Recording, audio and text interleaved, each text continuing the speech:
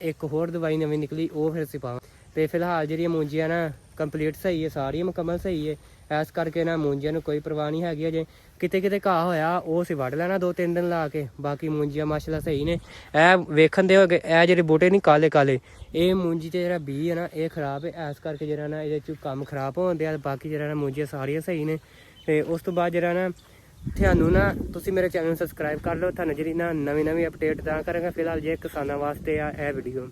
ਜਿਹੜੇ ਕਿਸਾਨ ਮਤਲਬ ਚਾਹੁੰਦੇ ਆ ਨਾ ਕਿ ਮੂੰਜੀ ਸਹੀ ਹੋਵੇ, ਪਹਿਲੋਂ ਮੂੰਜੀ ਲਾਉਂਦਿਆਂ ਸਾਰੀ ਨੂੰ ਪਾ ਦੇਵੋ ਦਵਾਈ ਸਵਾਂਕ ਵਾਲੀ। ਉਸ ਤੋਂ ਬਾਅਦ ਇਹਨੂੰ ਦੂਸਰੇ ਦਿਨ ਪਾਓ ਅੱਧੀ ਬੋਰੀ DAP ਤੇ ਅੱਧੀ ਯੂਰੀਆ ਦੀ। ਉਸ ਤੋਂ ਬਾਅਦ ਪਾਓ ਇਹਨੂੰ 10-15 ਦਿਨ ਇਹਨੂੰ ਫਿਰ ਵਕਫਾ ਦੇਵੋ। ਫਿਰ ਪਾਓ ਇਹਨੂੰ ਅੱਧੀ ਯੂਰੀਆ ਤੇ ਅੱਧੀ DAP ਪਾਓ, ਨਾਲ ਜ਼ੈਂਕ ਪਾਓ।